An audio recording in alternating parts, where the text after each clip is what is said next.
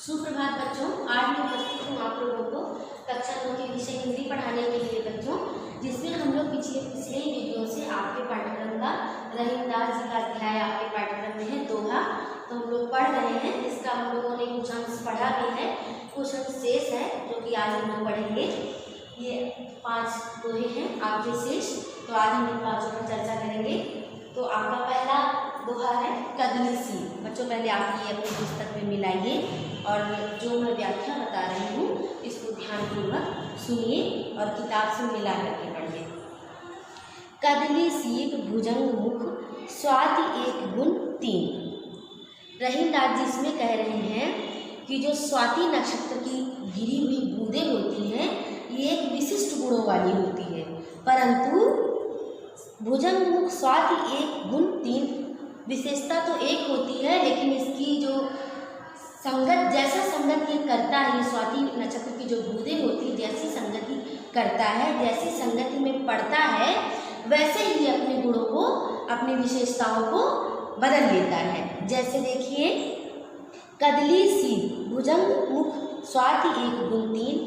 स्वाति नक्षत्र की बूंदों की विशेषताएं संगत के अनुसार बदल जाती हैं। जैसे कि कदली सी कह रहे हैं कि केले में पड़ करके वह कपूर बन जाता है, कपूर में परिवर्तित हो जाता है। भुजंग के मुख में यानी सर्प के मुख में पड़ने पर ये विष बन जाता है, और सीप में गिरने पर, सीप बच्चों समुद्र में पाया जाता है, आप लोगों ने देखा भी होगा। तो सीप के मुख में गिरने पर ये जो स्वाति नक्षत्र की बूंद होती है ये एक मूल्यवान मोती बन जाती है। फिर रहीमदास जी कहते हैं कि जैसी संगति बैठिए तैसो ही फल दिए। कह रहे हैं ठीक उसी प्रकार मनुष्य जिस प्रकार की संगति करता है उसके चरित्र पर, उसके व्यवहार पर वैसा ही प्रभाव पड़ता है। अर्थात हमें हमेशा अच्छी संगति में बैठना चाहिए ताकि हमारी जो चरित्र, हमारी बुद्धि है हमेशा अच्छी उच्च कोटि की बने, हमारी बुद्धि हमेशा सन्मार्ग पर चलने के लिए तैयार हो, कुमार्ग पर नहीं। यदि हम बुरे लोगों का साथ करेंगे तो हमारी बुद्धि खराब होगी, बुरी होगी। यदि हम अच्छे लोगों का साथ करेंगे तो हम अच्छे मार्ग पर चलने के लिए प्रेरित होंगे, हमारी बुद्धि अच्छी बनेगी।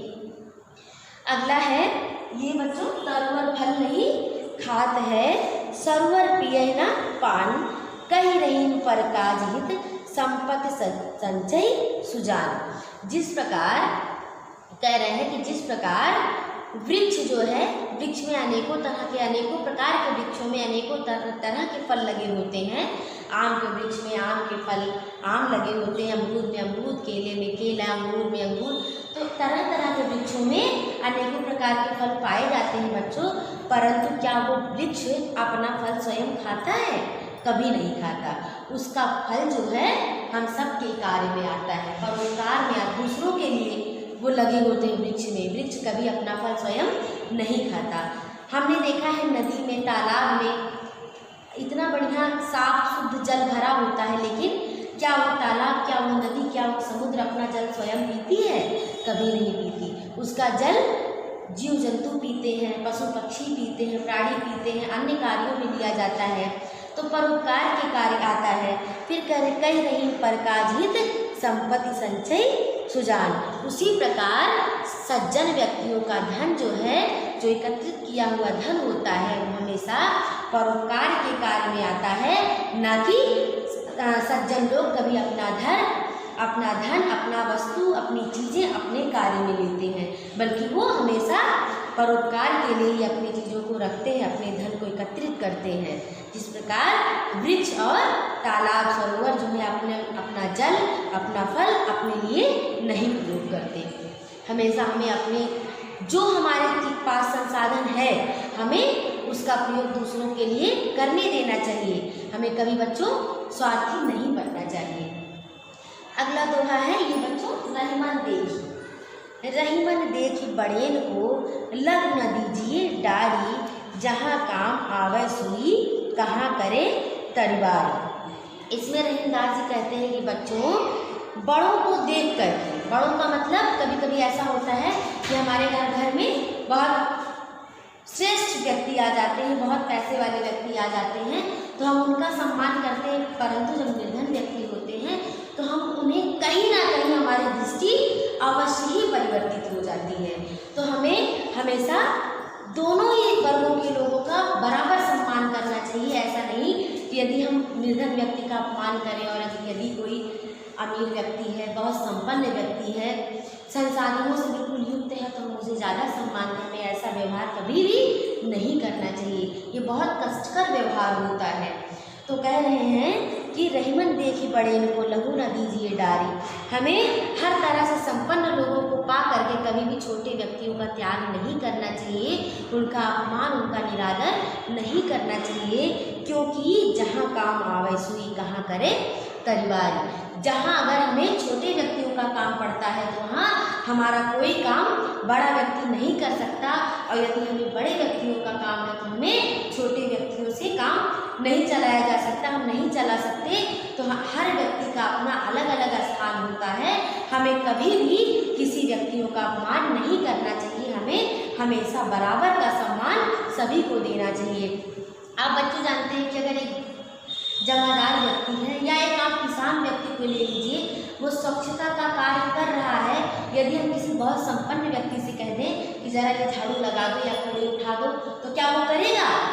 बहुत दबाव में कर तो देगा, लेकिन वो इच्छुक नहीं होगा उस कार्य करने के लिए, उसे अपमान महसूस होगा कि मैं ये क्यों कार्य क्यों किया, मेरा कार्य है, मैं ये कार्य क्यों करूँ, ये मेरा कार्य नहीं है। जबकि ऐसा नहीं सोचना चाहिए। हर कार्य, हर व्यक्ति अपने स्थान पर श्रेष्ठ होता है, कोई भी कार्य या कोई व्यक्ति कभी छोटा नहीं होता बच्चों। अगला दोहा है ये वाला, यो रहीम सुख होत है बड़ देख निज गोत, जो बड़री अखियाँ निरखी आखिन को सुख हो। इसमें रहीमदास जी कह रहे हैं कि जिस प्रकार बड़ी आँखों को देख करके, चाहे किसी और की हो या स्वयं की हो, हम लोग कभी कभी देखते हैं तो कहते हैं अरे वाह इनकी आँखें कितनी अच्छी हैं, बहुत बड़ी बड़ी हैं, अच्छी लग रही हैं, प्यारी लग रही हैं। स्वयं की भी आँखें कभी अगर अच्छी होती हैं किसी की तो कहता है नहीं मेरी आँखें तो बड़ी अच्छी हैं। तो इसमें रहीमदास जी कह रहे हैं कि जिस प्रकार बड़ी बड़ी आँखों को देख करके आँखों को सुख मिलता है, उसी प्रकार जो बड़ी अखियाँ निरखी आँखों को सुख होत, यो फिर ऊपर वाली पंक्ति है, यो रहीम सुख होत है बड़ देख निज गोद। जिस प्रकार बड़ी आँखों को देख करके अपनी आँखों को सुख महसूस होता है, उसी प्रकार अपने गोत्र, अपने परिवार, अपने कुल को बढ़ता हुआ देख करके अपने हृदय को, अपने मन को बहुत ही सुख महसूस होता है, बहुत ही अच्छा महसूस होता है, प्रसन्नचित्त महसूस होता है, अपार सुख की प्राप्ति होती है। अगला है रहीमन ओछे नरनते। बच्चों ये रहीमन ओछे नरनते तजौ बैर अरु प्रीत, काटे चाटे स्वान के दू भांति विपरीत। बहुत अच्छी बात कही है रहीमदास जी ने। इसमें कहा है कि जिस प्रकार, पहले कहा है ओछे, ओछे का मतलब झूठे व्यक्ति होते हैं, जो नीच प्रवृत्ति के होते हैं, हमेशा अपने आगे दूसरे को गिराते हैं, नीचा दिखाने का कोशिश करते हैं। ऐसे व्यक्तियों से हमें हमेशा बच्चों दूरी बना लेना चाहिए, क्योंकि ये व्यक्ति जो होते हैं कभी भी भरोसे के योग्य नहीं होते हैं। ये व्यक्ति अगर आप सही हैं फिर भी आपको गलत ठहराने का पूरा प्रयास करता है और करके ही छोड़ता है, क्योंकि उसे स्वयं को अच्छा दिखाना है और आपको बुरा दिखाना है। उसकी सोच नीची है, उसकी सोच बहुत तुच्छ प्रवृत्ति की है। ऐसे व्यक्तियों से हमें हमेशा दूरी बना के रखना चाहिए। यदि ये हमारा शत्रु है तो शत्रु तो है ही, यदि हमारा मित्र बनना चाहे तो हमें इसे अपना मित्र भी नहीं बनाना चाहिए, इस तरह के व्यक्तियों को। क्योंकि जिस प्रकार काटे चाटे स्वान के दुई भाग विपरीत, जिस प्रकार यदि हमने कुत्ता पाल रखा है, वो हमारा पालतू कुत्ता है, फिर भी यदि वो चाट लेता है तो हमें अपवित्र कर देता है, अशुभ माना जाता है, और यदि काट लेता है तो विष फैलने की शंका होती है, हमारे शरीर में जहर फैलने की शंका हो जाती है, एक जहरीला रोग होने की शंका हो जाती है। उसी प्रकार जिस प्रकार कुत्ता हमारे लिए बहुत ही खतरनाक होता है, भले ही हमने उसे पाला है, वो चाट ले या काट ले, दोनों प्रकार से हमारे लिए हानिकारक होता है। कि उसी प्रकार हमें नीच सोच वाली व्यक्तियों का संगत नहीं करना चाहिए, ना ही उनसे शत्रुता करनी चाहिए, ना ही उनसे हमें कोई भी किसी प्रकार की मित्रता करनी चाहिए, क्योंकि उनकी शत्रुता तो घातक है ही, मित्रता तो हमें लगता है उससे बढ़कर घातक हो सकती है। तो बच्चों आज का ये अध्याय यही समाप्त होता है। अगले वीडियो में हम अगला अध्याय देखेंगे। आप सबको बहुत बहुत शुभकामनाएं। धन्यवाद।